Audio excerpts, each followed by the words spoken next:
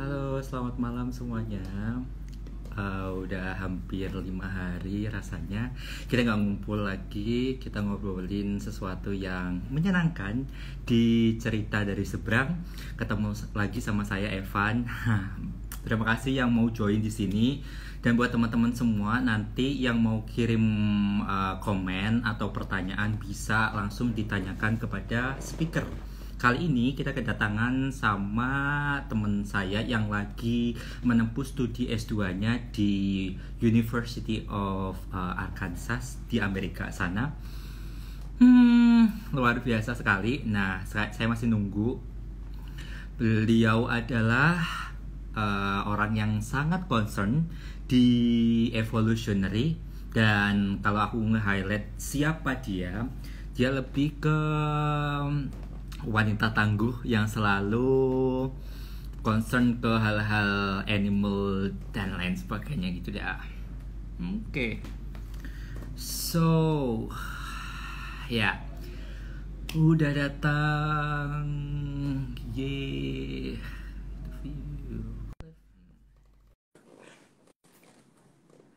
Udah gak sabar banget.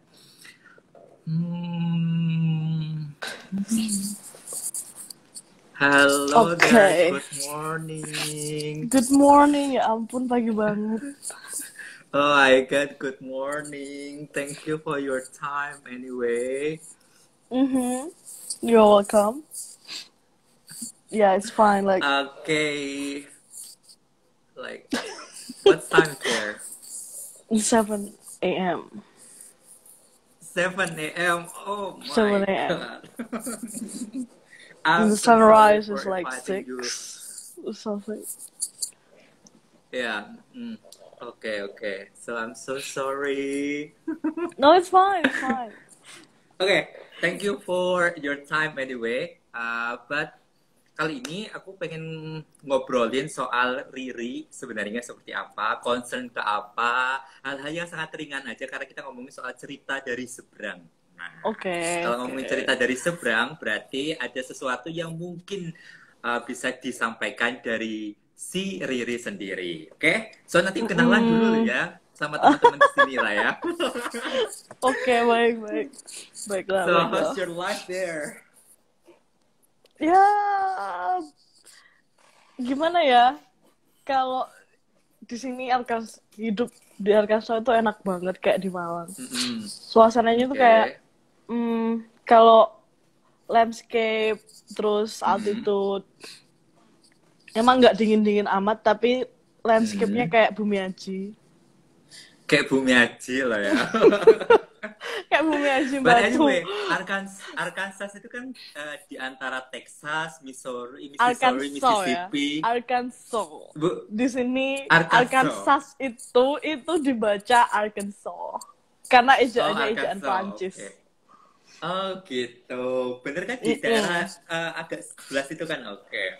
Iya, itu. Kayaknya kamu harus ke Meksiko deh. Aku gak sabar lihat foto kamu di Meksiko. Aku pengen ke Arizona dulu deh kayaknya sebelum ke Meksiko. Boleh. Panas kayak. Okay. Anyway, what about COVID-19 there? Kan kita tahu nih Amerika lagi ramai banget soal COVID-19 yang mereka udah demo segala macam. Apakah di negara bagian Riri juga seperti itu? Kalau di sini manusianya cinta damai, tapi sempat ada Black Lives Matter strike kemarin tuh mereka juga ikut. Tapi kalau COVID-19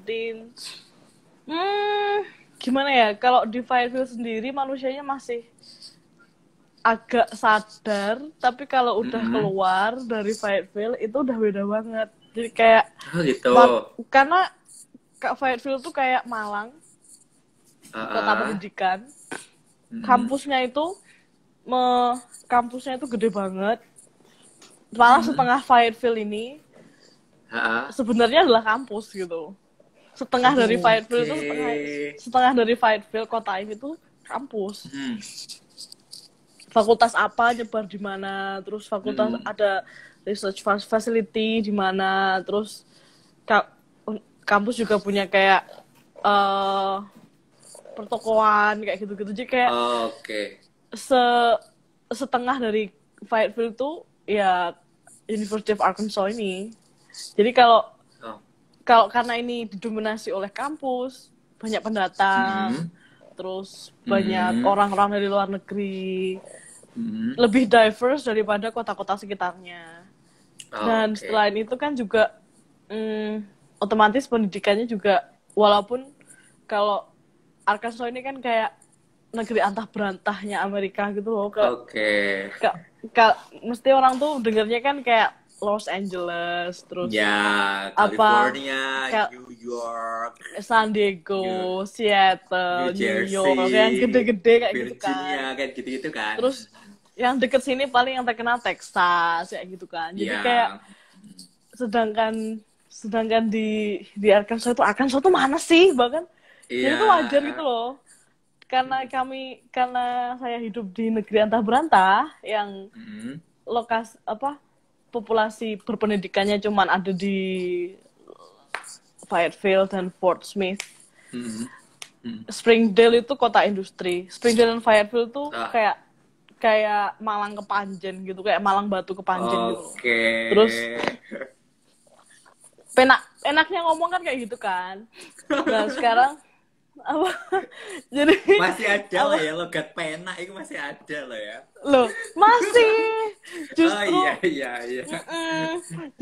Justru kalian tuh kangen banget ngomong bahasa Jawa. Karena populasinya kan setunya kayak gitu. Di sini lebih berpendidikan, lebih diverse, jadi manusianya itu lebih toleran, lebih lebih ngerti gitu loh, kayak ini bahaya. Masih pakai masker walaupun cuma formalitas, tapi setidaknya itu masih dipakai gitu loh. Walaupun ada sih yang kalau disuruh pakai misuh-misuh tuh ada. Cuman bahkan ada yang benar-benar gak mau atau gimana. Awal-awal tuh aku pakai masker diliatin kayak gitu tuh masih ada. Cuman relatif lebih anteng daripada orang-orang di daerah yang kayak Florida, terus kayak gitu-gitu. Jadi kita sapa dulu dong dosen Anda, Ibu Shirley Rizky. Ya ampun. Halo Bu Shirley. Halo Miss Shirley, apa kabar?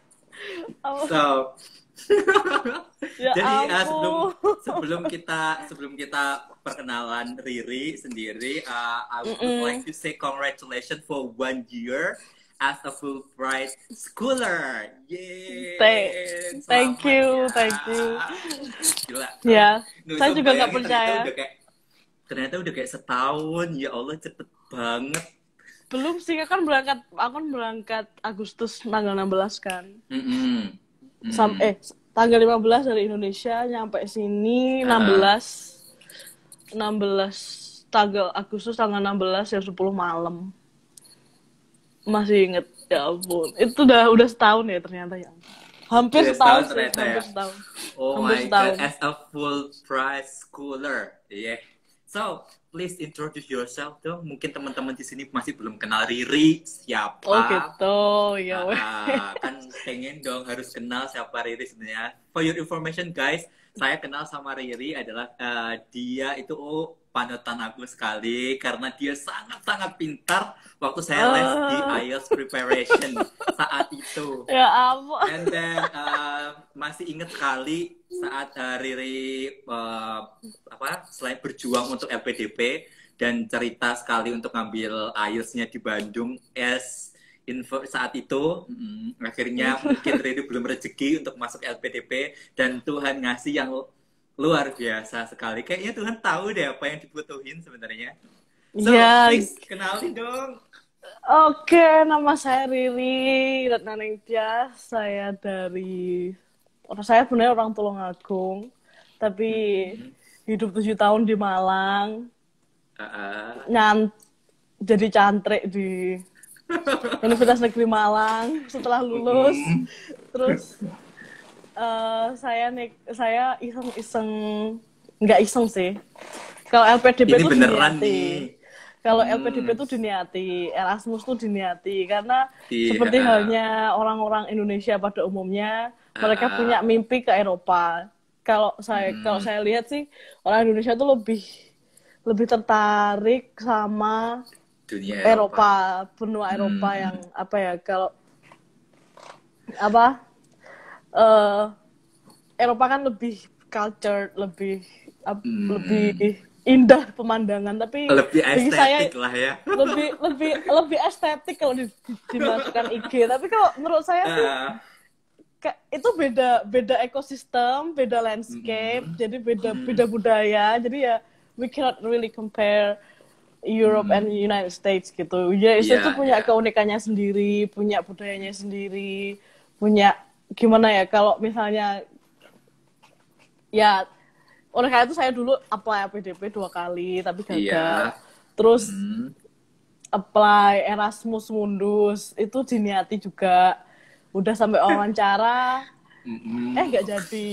Aku masih ingat Riri mau pengen banget, pokoknya aku harus kuliah di Belanda deh, harus kuliah di Belanda. Ya itu motivasinya salah sih. Itu dulu motivasinya salah, jadi itu lesson learned banget buat saya. Kalau motivasi salah, kalau motivasi salah itu kayaknya Tuhan semesta atau siapapun itu bakalan kayak di review lagi gitu, kayak are you sure, like jadi kamu tuh pengen ke Belanda cuman mau pacaran sama orang atau cuman mau ngapain, yakin kayak gitu. Akhirnya enggak wes kayak gitu. I remember that story anyway. Ya wes, terus di Erasmus nggak jadi akhirnya. Terus saya iseng, saya sebenarnya nggak kepikiran banget pengen bahkan nggak memikirkan Amerika sebagai tujuan. Jadi cuman kayak wong semua beasiswa lo tak jabanin, ngapain Fulbright enggak juga. Kalah istilahnya orang Malang tuh kalah cacak menang cacak gitu kan. Ya wes, saya iseng aja apply. Tapi ternyata soalnya saya sadar betul waktu itu kalau Fulbright ini konon ceritanya susah banget buat didapatkan. Administrasinya aja udah kayak semacam susah banget gitu loh. Kayak orang pindah warga negara kan. Apply aja kayak semua detail tentang kehidupan kamu tuh harus dijabarkan di situ. Terus ya udah, saya waktu itu cuman pasrah aja lah. Ya udah pokoknya dikirim aja aplikasinya gitu. Udah nggak mikir ya, soalnya saya mengharapkan yang lain, mengharapkan Eropa as always. Terus bener, Eropa memanggil, Erasmus memanggil, tapi pada waktu bersamaan Fulbright juga manggil. Terus aku bingung, ini kenapa ya? Saya akhirnya ya itu tadi interview, dan memang seperti ceritanya Fulbrighter itu tidak ada yang tipikal. Pasti mereka punya keunikan sendiri-sendiri. Dan waktu saya wawancara itu, jujur saya minder banget. Saya beneran minder banget. Karena lawan saya, tadi saya lihat ada Ivan Dito ini, itu dulu teman saya wawancara di Surabaya untuk Fulbright, tapi dia memilih Erasmus. Terus saya misalnya gini, orang-orang yang ada di situ tuh ketika saya kenalan, dia ngobrol tuh kayak semacam, terus aku ini siapa ya? Bayangin aja, waktu itu saya walk-in interview, baru aja mendarat dari Bawean. Bahkan pulaunya itu masih offshore-nya Bawean. Jadi saya sunburn, jelek banget pokoknya. Terus diwawancara. Pas diwawancara juga kayak semacam, ketika yang lain itu ngomonginnya sudah kayak, saya sudah jadi, intinya ada yang dokter, ada yang dokter aja 2, terus ada anak yang udah pernah ke Amerika, kayak ikut Waisili atau apa.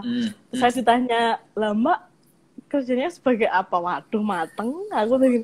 Terus saya bilang, ya saya research assistant, saya gitu. Ya emang kenyataannya seperti itu. Saya dulu masih kerja sebagai research assistant, jadi itu adalah bahasa halus dari babu riset. Jadi kayak saya disuruh babu, jadi asdos lah intinya. Terus saya ikut kalau dosennya kemana, ada kuliah lapangan kayak gitu. Ya waktu itu ya dari kuliah lapang juga. Terus dari situ saya paling bladus juga. Di situ saya adalah manusia paling bladus. Terus kayak gini. Ya wes, ketika yang lain itu mereka cerita profilnya. Kayak outstanding gitu kan. Outstanding lah intinya. Terus ya wes lah. Terus saya dipanggil terus ditanya tuh saya cuman kaget aja sih, kayak pertanyaannya tuh kayak menurut saya tuh cuman pertanyaan yang memastikan kalau profilmu itu benar gitu. Salah satu pertanyaannya tuh kayak gini, bahkan ada sih yang pertanyaan visioner. Pertanyaannya kayak gini, karena saya dulu saya dulu masih mengerjakan elang Jawa. Terus kenapa kamu pengen ngambil evolutionary biology? Kenapa kamu lebih-lebih pertanyaan yang paling menohok tuh kayak gini. Kenapa kok kamu milih Amerika? Wah. Jujur ya, saya mencari alasan filosofis. Terus saya kayak gini. Saya bilang kayak gini. Gini, Pak. Ya, in English. It was all in English. Terus saya bilang gini. Ya gini Pak, saya ini tertarik mempelajari tentang evolutionary biology. Karena evolutionary biology ini secara keilmuan masih disalahartikan sebagai ilmu yang kayak orang-orang tuh nggak mau belajar evolutionary biology solely sebagai evolutionary biology gitu. Mereka lebih menganggapnya evolutionary itu hanya sebagai teori. Sedangkan, karena berbagai alasan, dan saya bilang, ilmu yang saya pelajari ini membutuhkan keterbukaan pikiran, membutuhkan liberalisme, keberanian untuk berpikir di luar kotak. Terus saya, karena Amerika itu negara yang jelas-jelas liberal secara konstitusi, dan mereka mendukung sains di konstitusinya mereka. Jadi negara mana lagi yang lebih cocok untuk mempelajari ilmu liberal kalau bukan negara liberal? Kalau bukan negara liberal, saya gitu kan. Itu satu pertanyaannya.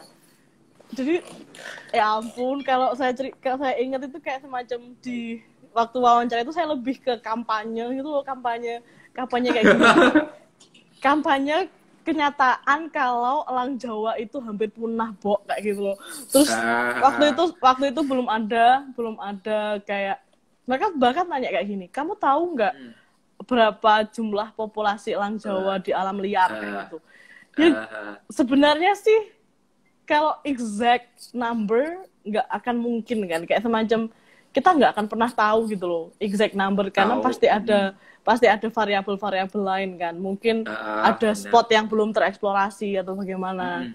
Dan waktu itu belum ada yang namanya aplikasi bernama Burungnesia yang sebenarnya membantu untuk kayak semacam membantu menyediakan angka paling enggak. Waktu itu saya cuma jawabnya gini, saya yakin di luar sana itu pasti ada, tapi pasti di bawah 1.000, saya bilang kayak gitu. Tapi itu di alam liar. Karena sepertinya elang Jawa itu lebih banyak ditemukan di pasar burung daripada di alam liar gitu kan. Perdagangan satwa. Tapi mereka kan fokusnya lebih ke terus mereka tanya kayak gini, pertanyaan itu kayak, kamu yakinkah kalau elang Jawa ini bisa survive di tengah tekanan global climate change atau apa? Terus saya bilang, saya tidak tahu apakah mereka bisa survive, tapi mereka punya harapan. Ketika terus saya ngambil contoh waktu itu Jalak Bali, bagaimana proses genetic rescue bisa bekerja untuk Jalak Bali, dan angka Jalak Bali itu meningkat. Terus saya bilang kalau Jalak Bali aja bisa dengan kemauan masyarakat, dibantu dengan masyarakat dan semua pihak yang benar-benar peduli, kenapa lambang negara kita ini nggak bisa? Kalau Jalak Bali aja bisa diselamatkan dari kepunahan, kenapa lambang negara kita ini nggak bisa? Justru ini tuh lambang negara kita. Kalau kita nggak, masa iya sih kita cuma majang Garuda Pancasila tok, tapi kita nggak pernah cerita, maksudnya nggak pernah tahu, anak cucu kita nanti nggak pernah tahu, ini loh burungnya kayak gitu loh, kan malu kan, kayak semacam. Kalau di Amerika sendiri mereka benar-benar mengkonservasi elang botak, karena elang botak itu lambang negara mereka gitu loh. Mereka benar-benar melindungi, dan program konservasinya sejauh yang saya tahu itu mereka bangga banget. Ada elang botak gitu, ada elang botak gitu. Wow. Kenapa kita nggak punya mentalitas yang sama juga? Setidaknya kalau kita punya mentalitas yang sama, orang bakalan sadar gitu loh. Ini loh lambang negaraku, my pride, we have to protect it, as simple as that, kayak gitu. Iya. Kalau kita tapi mana bisa orang punya mentalitas kayak gitu kalau burungnya sendiri nggak ada. So anyway, kan Riri nge-highlight banget kan soal waktu interview di Fulbright, Riri pasti nge-highlight banget soal bird yang elang Jawa dan lain sebagainya itu, dan itu pasti based on your experience pasti. Iya. Salam juga Pramudita, mengagung, salam dari Womanjo. Tetanggaan kali ya.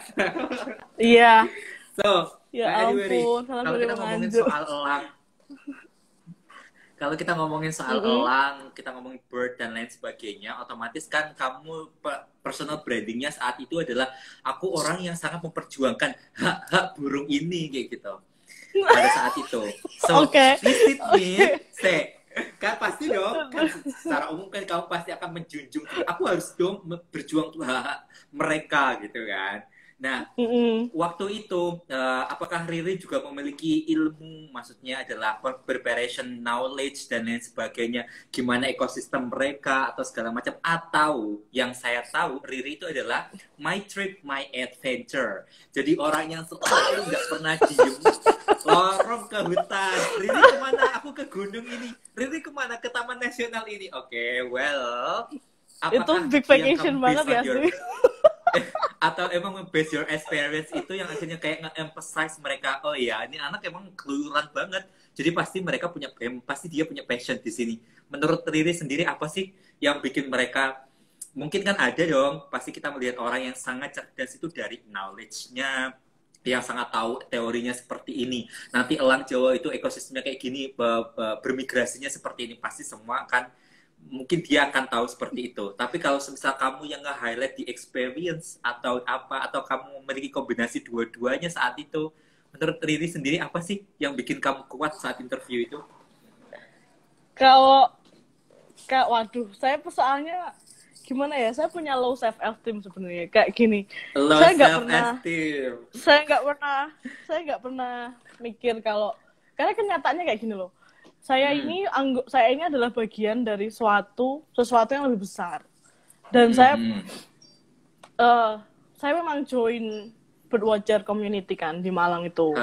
Saya juga melihat manusianya, ada beberapa manusia di sini juga. Saya benar-benar belajar bersama mereka. Tanpa mereka, saya nggak akan pernah bisa tahu kalau seberapa parah sih wildlife trafficking. Saya tanpa kumpul sama mereka, saya nggak akan pernah tahu kondisi di lapangan tuh kayak apa. Saya nggak akan tahu yang mana elang Jawa, yang mana yang bukan, karena ada dua yang mirip. Terus saya juga nggak akan pernah tahu lokasi-lokasi di mana bisa menemukan elang Jawa. Kalau saya nggak ngobrol sama orang-orang itu, saya nggak tahu. Dan memang saya belajar dari mereka. Sebenarnya knowledge saya itu gabungan dari, saya ini bukan orangnya, saya ini jujur saya membaca, tapi kalau saya bilang enaknya ngomong tuh kayak gini, ilmu iku kelakonnya kanthi laku kan. Nah, ilmu saya ini adalah ilmu lelaku. Ini hasil tapa brata bertahun-tahun. Hasil tapa brata di hutan-hutan itu sama di lab selama 7 tahun. Jadi kayak ya, ini ilmu kebatinan sebenarnya.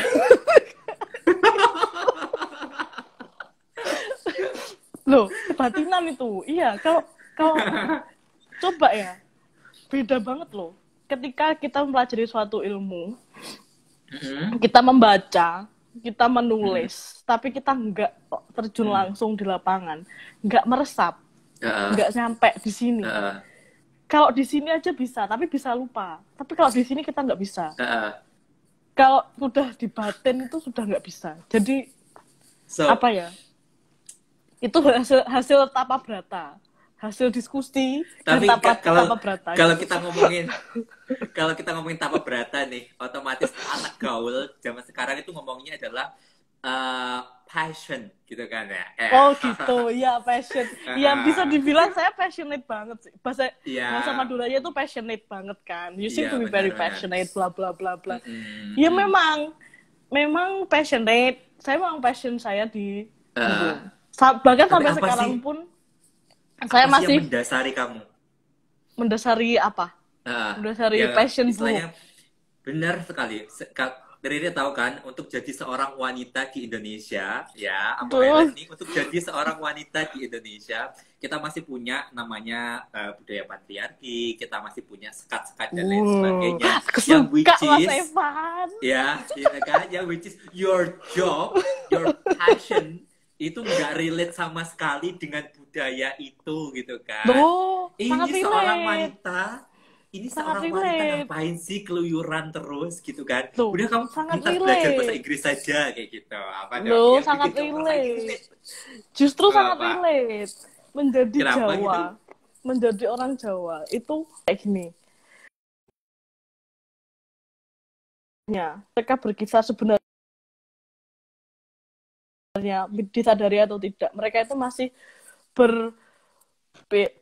their life revolves around Javanism, tradition. Walaupun mereka sudah menjadi Muslim atau apa, tapi cara hidup, karena memang Jawa sebagai komunitas itu mereka punya budaya yang sangat kuat.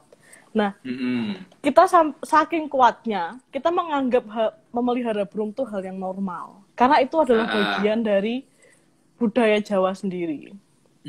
Nah, karena itu bagian dari budaya Jawa. Ada itu dari istilah, pernah dengar nggak sih lima pilar kehidupan seorang ksatria? Jadi ada yang pertama itu wismo, rumah, wismo wanita, perempuan, turonggo, kuda, kukilo, burung, sama curigo, keris. Nah, wisma itu rumah kan. Jadi waktu itu orang Jawa itu masih disadari atau tidak, kita masih menganggap 5 hal itu tuh sebagai hal yang penting untuk didefinisi, untuk bisa dikatakan sebagai hidup kita itu sukses. Atau orang Jawa dulu bilangnya sebagai ksatria. Karena kasta satria kan kasta yang tinggi kan gitu, udah sukses gitu. Udah punya rumah, udah punya istri, udah punya turonggo atau tumpaan, istilahnya kalau dulu tumpaannya itu jaran, sekarang tumpaannya Subaru atau gimana, kayak gimana, Fortuner lah paling kayak gimana. Itu turonggo sekarang kan kayak gitu kan. Terus keris, kukilo. Tiga ini nggak akan ada artinya kalau nggak punya kukilo. Kukilo itu sebenarnya, kukilo itu burung kan. Kalau orang dulu meliharanya kutut, manuk kutut. Dengan segala alasannya. Itu dengan segala falsafah dan alasannya. Terus sekarang, dan karena itu sudah normal, karena sudah normal banget, karena sudah berakar, nggak cuma kutut lagi yang dipelihara, semua burung dipelihara akhirnya. dan karena ada permintaan, pasti ada supply. Supply dong, ngomong ekonomi nih.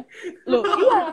ketika kita bicara tentang budaya, we always talk about economy, and economy is Oke. actually part of our life as a human. Dan karena ekonomi itulah yang sebenarnya membuat kita itu berdampak lebih besar terhadap lingkungan.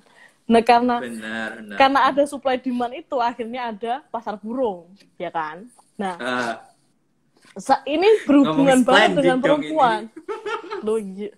Nggak cuma splendid, lebih kita itu secara disadari atau tidak, Asia Tenggara itu punya pasar wildlife terbesar loh. Pasar pramuka. Terus apa? Terus itu memang kenyataannya seperti itu gitu loh. Sedangkan kita sudah belajar ditampar keras banget sama alam. Iki loh, oleh-olehanmu ngedol manuk, delengen, flu kayak gitu. Ya apa ya?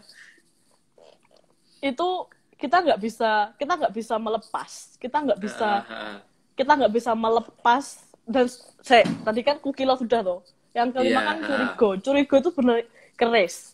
Makanya masih ada orang yang suka koleksi keris, masih ada orang yang suka berburu, masih ada orang yang suka punya senjata. Karena itu memang definisi keakuannya kayak sebenarnya, hey, I have made this far in this life, I deserve all these things, which we cannot blame them, and we actually, instead of condemning that culture, kita itu harusnya bisa memahaminya lebih dalam, karena watak orang Jawa itu harusnya bisa menelaah makna dari kelima pilar itu tadi. Sebenarnya 5 pilar itu tadi itu 5 pilar falsafah hidup. Wisma itu rumah. Kamu tuh harus punya landasan hidup. Kamu harus punya rumah, punya prinsip rumah. Rumah untuk balik ketika kamu sudah agak astray kayak gitu kan. Terus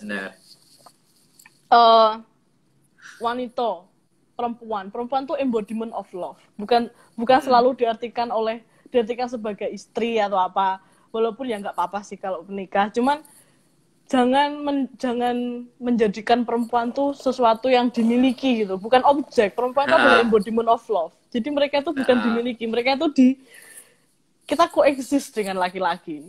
Tidak dimiliki. Terus oh my God. Kalau turonggo itu tumpaan. Itu melambangkan progres gitu loh. Melambangkan progres. Kamu harus punya progres dalam hidup. Kamu harus punya landasan, punya cinta, punya progres. Kukila sebenarnya adalah Kukila ini dimaknai sebagai kesenangan. Biar kamu nggak gila mengejar materi, kamu juga harus punya hobi kayak gitu. Terus Curiga itu melambangkan kewaspadaan. Kalau udah punya semuanya, itu kamu harus punya kewaspadaan, harus punya aware dengan sekitar supaya utuh gitu makhluk itu. Nah, ini yang harus diubah. Is it true that Japanese culture is cementing your passion atau enggak? Kayak yang akhirnya membentuk passion kamu nggak sih? Aku tahu sih kayak aku tahu ini Riri itu orang yang sangat mengerti tentang budaya Jawa. Dan kamu selalu mengambil filosofi Jawa dalam kehidupan kamu. Kalau saat kita ngomongin soal feminis, nggak kelar-kelar deh ngomongin soal feminis kamu nih. Ya, saya bukan feminazi, tapi saya belum feminis tingkat dewa, cuman saya setuju dengan pandangan kalau perempuan itu bukan objek kayak gitu intinya. Jadi kita itu deserve to be respected, dihargai dan sebagainya. Terus kalau masalah falsafah Jawa, saya pernah menjadi orang kebarat-baratan. Bahkan mungkin sampai sekarang pun orang masih menganggap saya kebarat-baratan. Mungkin karena mungkin cara berpakaian saya, mungkin cara ngomong saya atau kayak gimana. Tapi kalau misalnya dibilang saya sampai di sini ketika saya sampai di Amerika dan saya hidup di suatu daerah di mana budaya keamerikaannya itu sangat kental. Saya shock. Saya mengalami yang namanya culture shock. Yeah, what is your Dan di culture situ, shock? waduh, itu sangat dalam sebenarnya. Karena saya ketika orang-orang lain itu, mungkin karena cara saya bergaul aja sih. Terus gini, kalau ketika teman-teman saya yang lain tuh mungkin mainnya sama teman-teman lab, sama teman-teman kampus, teman-teman sesama Fulbright atau gimana. Saya punya network yang, saya punya network di luar kampus, intinya kayak gitu.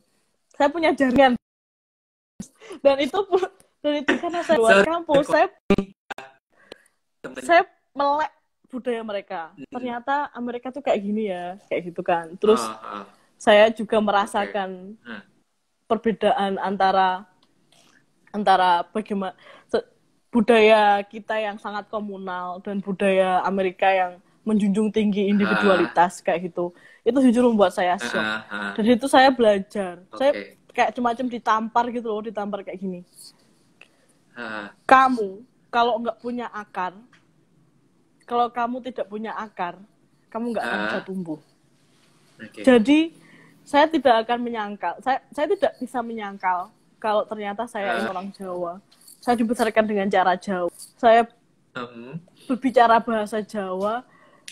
Saya itu terus saya dan pandangan-pandangan Jawa yang ditularkan kepada saya dari orang tua saya itu di sini dipandang sebagai simbol liberalisme mereka, malahan kayak semacam simbol revolusi kebudayaan mereka.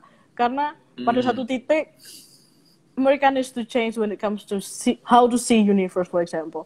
Sedangkan Jawa itu sudah memandang universe dengan cara itu ribuan tahun gitu loh. Bahkan sebelum Hindu-Buddha. Nah, kenapa kita sebagai manusia Indonesia yang berbudaya lebih tua dari kebudayaan West, lebih tua dari kebudayaan manapun misalnya. Ya mungkin ada yang lebih tua ya, cuman kayak semacam kita ini salah satu budaya yang tua, intinya kayak gitu. Kenapa kita tidak dan masih bertahan, paradigmanya masih bertahan? Kenapa kita harus berpikir dengan cara, kenapa kita harus melupakan cara berpikir Oriental? Ketika di masa modern ini kita bisa menggabungkan dua cara berpikir. Kenapa kita tidak kritis seperti orang Barat, tapi punya akar seperti orang Asia? Dan di situ saya belajar. Oh, kalau nggak punya akar, saya nggak punya identitas. Saya akan sama seperti orang-orang lain. Saya akan sama seperti itu loh, arek-arek SCG sing alay kayak gitu misalnya. Kayak semacam mbak sini yang cuman ikut-ikutan tren IG kayak gitu kan. Terus kamu siapa ketika kamu ditanya, ketika kita sudah berusaha terlalu keras menjadi being an American, tapi ketika kamu ditanya, where are you from? You will always answer, I am Indonesian. So you cannot deny that you are Indonesian. You cannot deny that you are from this country. No, from that country. Karena ini Amerika kan di situ. Terus kita nggak bisa menyangkal, budaya kita tuh nggak bisa menyangkal. Kalau kamu menyangkal, sakit rasanya, serius. Makanya saya nggak mau sakit hati, saya nggak mau sakit lagi, ya wes. Ini relate sama komennya Ersita MS, itu temannya si Riri ini. Komennya Ersita MS ngomong, Riri tetap Riri, mesti demen kalau dengerin doi ceritain. So,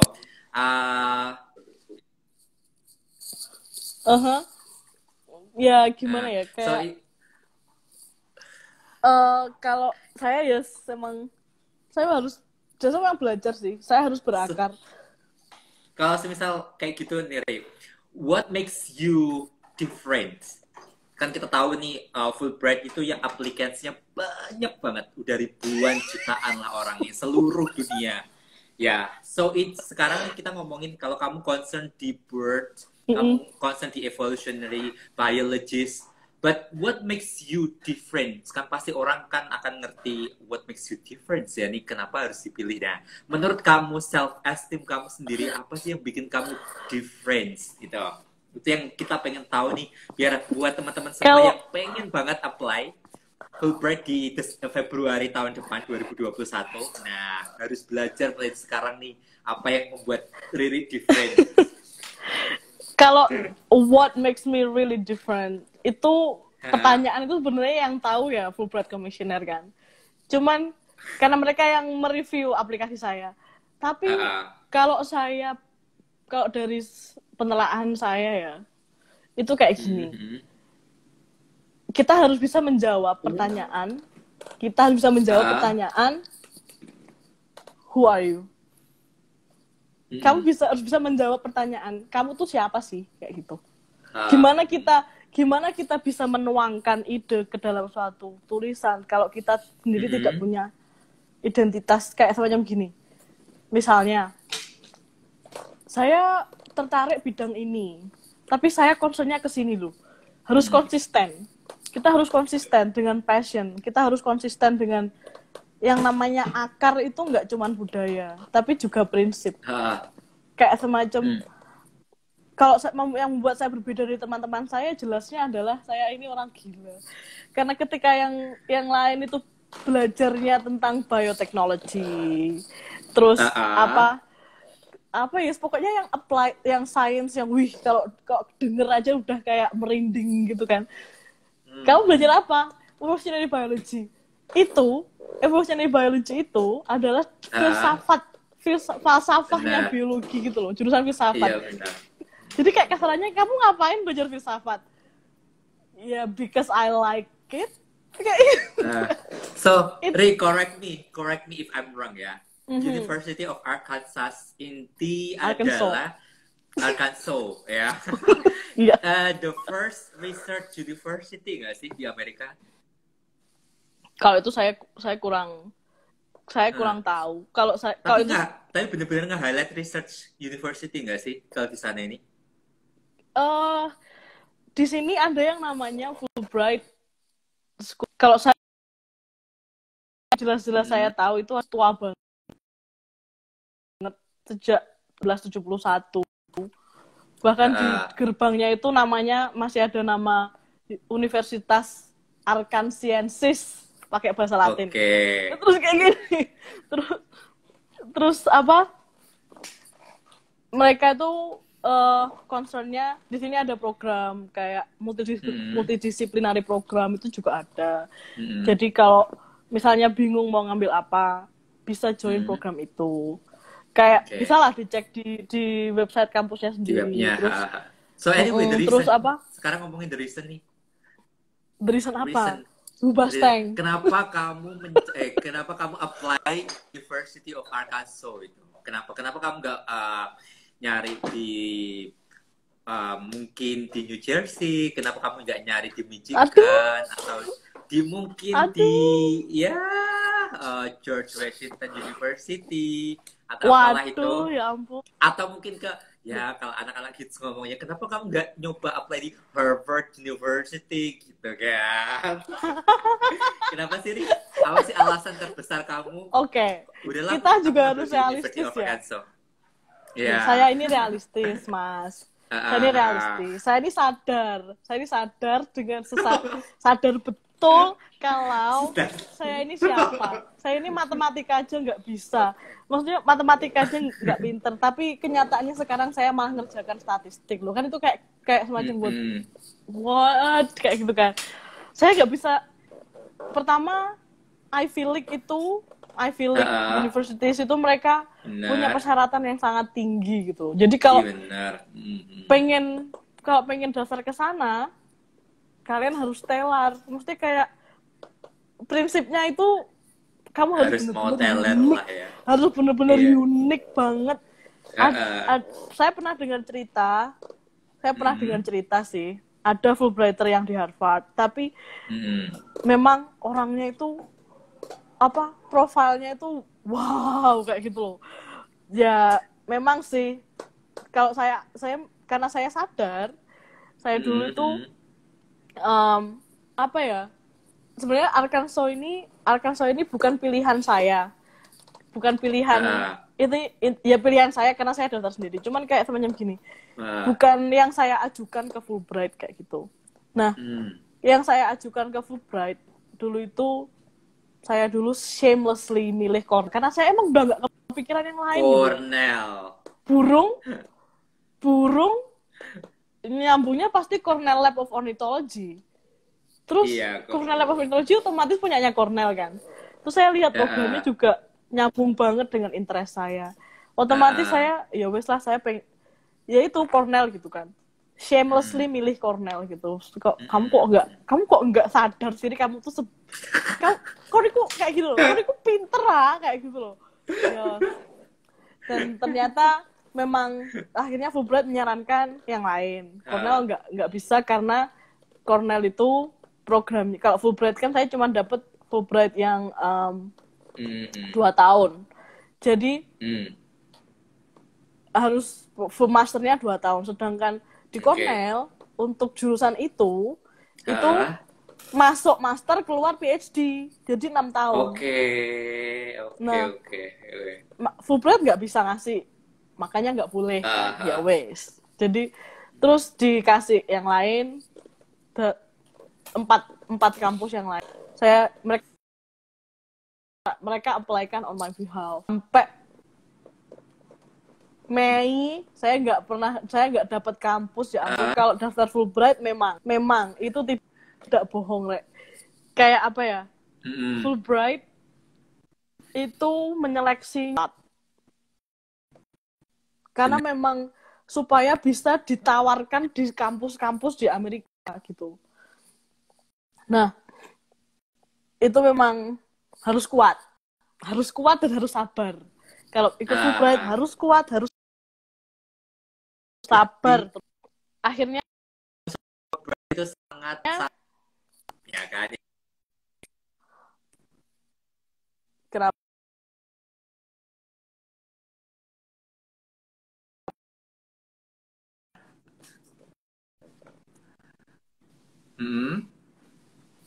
Apa? Nah, terus saya akhirnya daftar ke Arkansas di menit-menit terakhir. Karena ada koneksi aja, ada feeling aja. Teman saya ada yang kesana, terus saya punya teman dekat di Fulbright, terus mereka semua daftar ke situ. Saya ya wes lah, pasti ada kan jurusan biologi di situ. Saya cek, oh ada ya wes. Keterima, ya wes, keterima. So anyway, berapa lama sih, Ri? Gitu. Berapa lama sih anyway? Kan mulai kamu Februari nih. Kan biasanya tanggal 15 Februari adalah deadline-nya Fulbright nih. Dari 15 Februari sampai kamu berangkat tuh butuh berapa lama sih? 1 tahun. Prosesnya nih. 1 tahun. 1 tahun ya. 1 tahun biasanya. Jadi memang itu. Jadi memang kalau setelah itu 1 tipikal. tahun itu proses apa aja sih? Dalam 1 tahun itu, panjang itu long journey banget. Kayak pasti itu yang interview, terus ngurusi GMAT ya, gitu kan? Ngurusi ya kayak tes itu, terus milih kampus, terus menunggu. Jadi dalam 1 tahun itu proses administrasi dan kawan-kawan itu paling cuma 30%. Malah kalau saya bilang 20%, 80%-nya menunggu. Makanya ada istilah there is no typical Fulbrighter. Karena memang iya. There is no typical Fulbrighter. Orang-orang yang manage to be a Fulbrighter, for those who manage to be a Fulbrighter, they really are patient. Like they have perseverance. Mereka punya kegigihan, kalau bahasa Indonesia itu orangnya gigih gitu. Dan mereka pasti mau berjuang sampai jelek itu pasti mau. Karena ya kayak gitu tadi. Kamu daftar aja udah termehek-mehek gitu loh. Masa iya sih kamu di sini nggak berusaha keras gitu kan. Benar. So, kalau kamu sendiri nih, kan kamu sendiri pasti punya teman-teman banyak yang keterima beasiswa LPDP, Erasmus, Student, ya sekarang AAS atau mungkin yang Fulbright. What makes different nih sekarang? Aku seneng deh nanyain saya what makes difference. Apa sih yang different dari Fulbright ini? biar teman-teman tahu apa sih yang saya disclaimer dulu ya. This is not the official video of Department of State of United States of America. Saya bawa nama Fulbright official video karena ini masih hanya sharing aja. Ini sharing dari saya sebagai seorang Fulbrighter. Untuk orang-orang di luar Fulbright, yang membuat Fulbright itu beda adalah we belong to really, really great network. Yep. Sekali networking.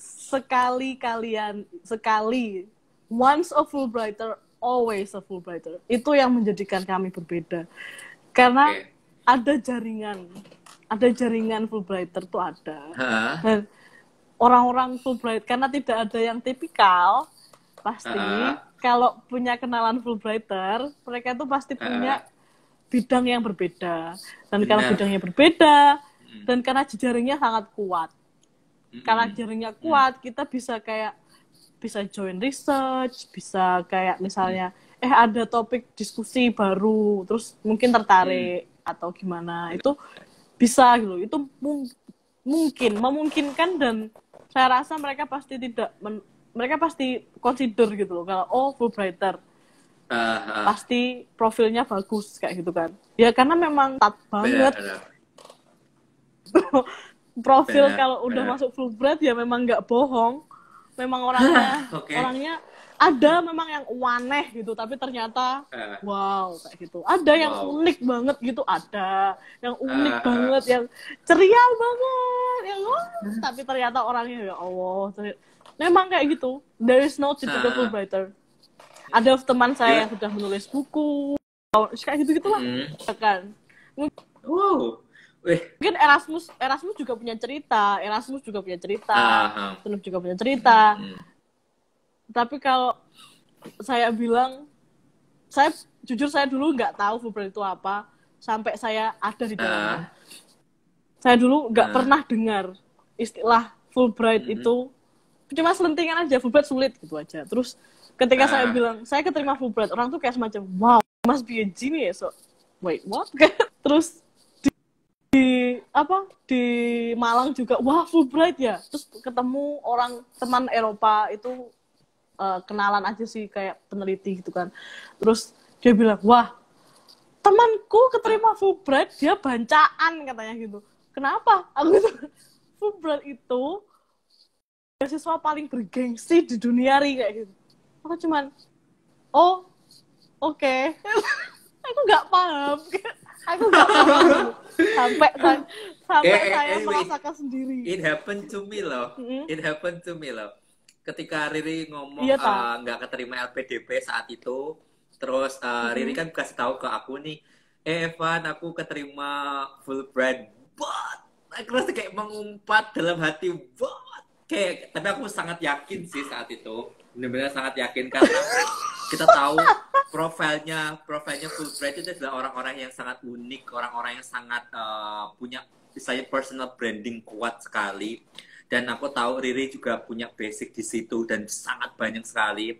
Mungkin orang-orang Riri selalu ngomong pas saat kenalan sama orang-orang, aku cuman ini kok aslab doang, asisten laboratorium doang. Enggak, aku seneng jalan-jalan doang sama foto-foto di Taman Nasional gitu. Kan gitu kan. Kalau saya kenalan sama orang, Oke. Loh, emang kenyataannya gitu, Mas. Saya itu cuman aslab. Saya cuman babu di lab itu. Saya cuman babu di lab. Saya cantrek, istilah cantrek tahu nggak sih yang orang itu tahu. Nyantrek di kiai atau nyantrek di nyantrek di kampus kayak gitu kan. Kayaknya seharusnya judulnya ganti, Ri. Judulnya harus diganti. Judulnya harus yang clickbait gitu kan.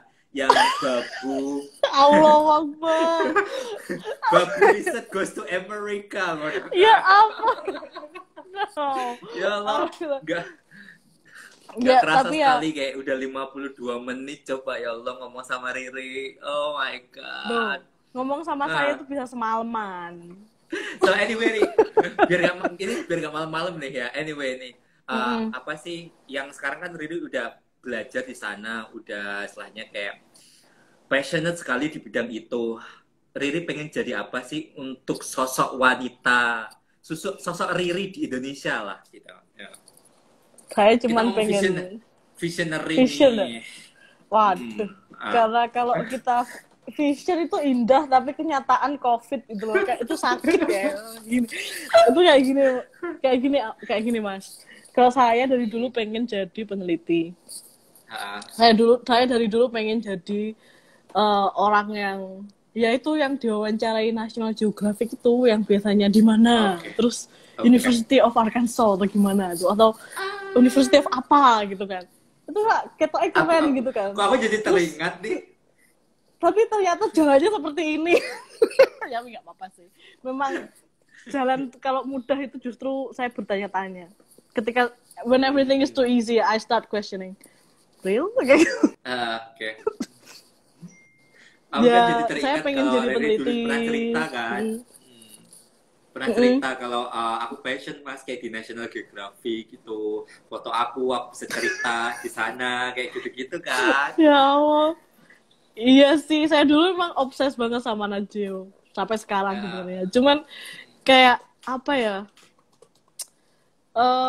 saya cuman karena orang-orang yang diwawancara Nat Geo itu pasti ilmuwan kan. Nah, saya cuman pengen jadi ilmuwan aja karena kayaknya ilmuwan tuh nggak banyak deh di Indonesia yang orang-orang yang bener-bener kayak Jane Goodall, terus Jane Goodall, terus sama siapa ya, kayak orang-orang yang apa almarhum Steve Irwin, terus almarhum apa ya orang-orang konservasionis yang bener-bener memang saya terinspirasi dari mereka, atau sebenarnya saya juga terinspirasi dari kayak sebenarnya ilmuwan-ilmuwan yang lain kayak saya.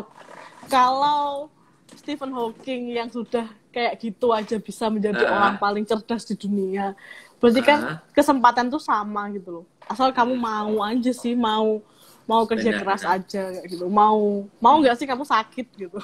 Mau nggak sih kamu harus? But really, we really have to root before we grow. Kita harus punya. Sorry, kalau nggak ada akar kita tadi banyak banget. Kita tadi banyak banget ngobrol soal Fulbright, gimana Riri bisa masuk Fulbright, prosesnya 1 tahun untuk masuk setelah kamu apply, dan Riri juga bilang tentang uniqueness, passion, tentang filosofi Jawa dan lain sebagainya. Itu udah banyak banget yang udah diceritain. Sekarang aku ini kan karena hampir 60 menit ya, kayak hampir 1 jam, nanti orang-orang bosen ya kan. Iya. Kita ngobrol berdua mah bisa lah semalam. Iya. Nah, kita sekarang ngomongin strong point nih. Saat Riri udah jadi Fulbrighter, kayak your dream comes true lah ya. Terus hobinya masih dijalanin nggak sih di sana? Masih. Dulu kamu hobi untuk masih kan ya? Oke. Masih. Jadi aku mungkin akan penasaran pengalaman kamu di Colorado lah ya nanti ya. Iya, pengen banget sih ke Colorado, cuma belum aja. Oke. So, sekarang ngomong strong point dong. Strong point buat teman-teman semua yang mungkin akan daftar Fulbright, yang mungkin akan pursue for their dream comes true, yang mungkin akan menjadi seorang yang unik seperti Riri, yang mungkin harus menjadi orang yang sangat percaya diri dan ya harus menjadi orang yang sangat percaya diri lah. Ibaratnya udah kayak mengerti dirinya sendiri. Apa sih yang mungkin Riri sampaikan ke teman-teman? Strong point-nya adalah itu tadi loh. Saya udah kayaknya saya masih stick sama ada beberapa poin sih sebenarnya. Yang satu berakar sebelum tumbuh. Ya, roots.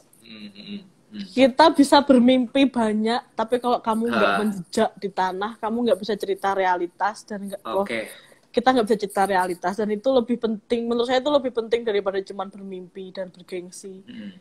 You really have to make an impact, and it's not easy. It's never easy.